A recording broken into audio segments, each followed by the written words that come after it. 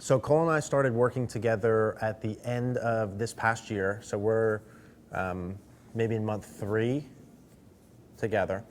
And Cole came down looking for sort of guidance in the path that he wants to take to play professional golf. Really mostly to, hey, relative to where I'm at right now and where I want to go, what kind of plan do I have to have in place? How do I need to practice? How do I spend my time? So we're to the point 3 months in now where basically the plan is in place. We've assessed all the skills. We have an understanding of what the skill sets are at and giving him an idea of what his skills need to be able to go do what he wants to do, and just in the initial phases of trying to put that plan in place. So when I work with anyone in the beginning, we're going to say, hey, what are your goals and what do you want to do? Now, his goals are to go play professional golf at the highest level. To be able to do that, there's certain things you have to do that are non-negotiable, right? Like if you hit 3 greens around, you're not going to play on the PGA Tour. It doesn't matter how far you hit it, doesn't matter how good your putting and chipping are. A similar thing with where the game's at now and where it's going is distance, okay? So as we assess his skills, there's 2 areas that are highlighted. His ability to hit greens in regulation are pretty good. His ability chipping and around the greens and wedges are pretty good. Certainly room for improvement like everyone else. His putting from short distance and his distance off the tee are the 2 biggest gaps between where he would need to go and where he's at now. So those are the 2 areas that we've highlighted, right? And first going through why is this the case? Why are you not hitting it as far as we want to? Why aren't you making the putts? Breaking that down and then putting the practice plan in place. So we're really heavily focusing on those 2 areas. Trying to gain club head speed, trying to put impact alignments in to hit the ball farther. Because the reality is if you're giving up 40, 50, 60 yards off the tee now to the best players in the world and they hit their irons 1 shot farther, an average par 4 you play, you might be hitting a 5 iron in, they're hitting a pitching wedge. And over the course of a week, a year, a month, you're losing that battle. Doesn't matter how good you putt and chip. So we're heavily focusing on those 2 areas for that reason. If you can't get the distance off the tee, like if you hit it 250, 260 off the tee, you're not playing at that level. It doesn't matter how good you are in the other areas.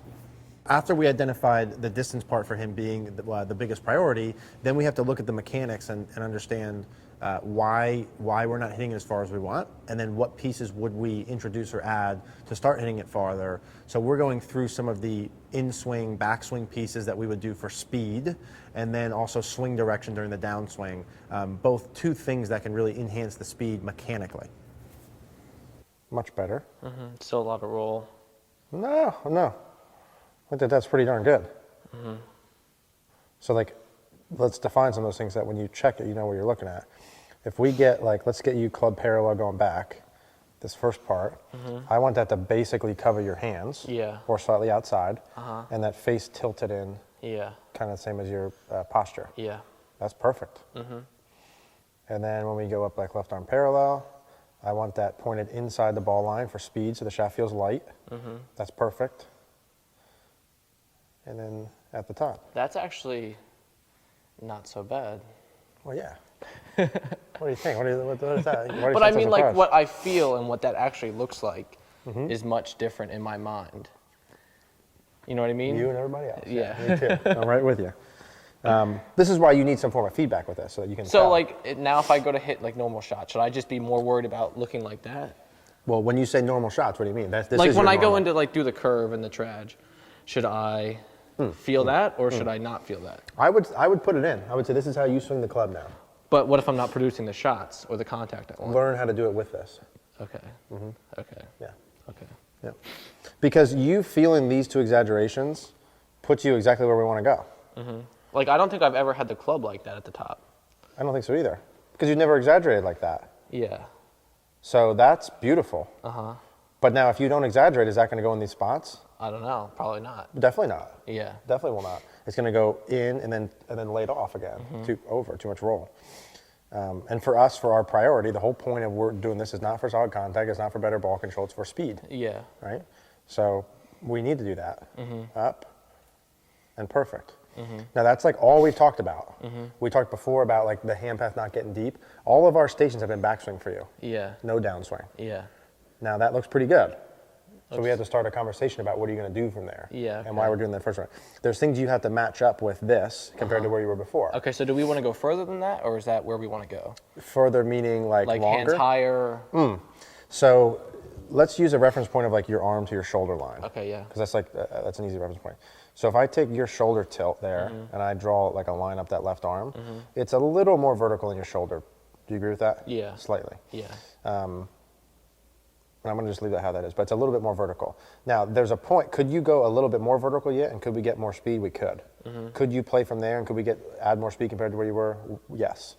So I wouldn't mind if we played right from there, where your left arm's on that shoulder line and it's slightly across the line, because the reactions we're going to put in from there are going to create more speed. Yeah. Could you go more vertical? Yes. Should you go lower? No. So that's now my neutral. Or my, This should be how Cole swings. yeah. Okay. Now, those feels are going to change over time. If you continue to exaggerate those same things for the next 6 months, will you probably go more up and across? Yeah, then you probably will. Then we have to find middle ground. That's why golf's hard. But that makes sense? Yes, definitely. So when I say normal, this is you. This is normal, meaning exaggerate those. Yeah. Yeah. So let's see now. And the one thing I want to start to track here from this is those backswing things are all good and fine, but they in and of themselves don't do anything. Yeah. The whole point, like we made that video before, is do those backswing things to create What we movement wanna- in the downswing, yeah. to create the speed. What we want on the downswing. So the one thing we talked about last time, which I gotta have the TrackMan expert come in and help me how to get those numbers on there, is I want to watch swing direction. If I normally take my backswing here and I go like old you, where you're super deep like this, Yep. my hand path in the club needs to travel more this way to get back to the ball. If I go now instead of here and I move it 2 feet higher up this way, and I have that same downswing pattern, it's shifting your swing direction too far left. Yeah. Because you have the same downswing with a new backswing spot. Yeah. Make sense? Yeah, definitely. So we got to learn how to go from our new spot up here to create more speed, and then come down a little bit more neutral, not so far left. Because when you're coming down, I'll show you at the other angle. So from like here, this all looks good. We're good. We're okay here. And we're okay. Now, if I go here, and this is the distance thing for us. So we're good. We're good. We're good. Yeah. We're good. We could, from here, go up a little bit more to create a little bit more speed. I'm going to hold that for now. I want you to just get that club head to hand ratio. Because remember we talked about last time, all the things you can do to create speed in the backswing? Yeah. We're not doing like all 10 of them.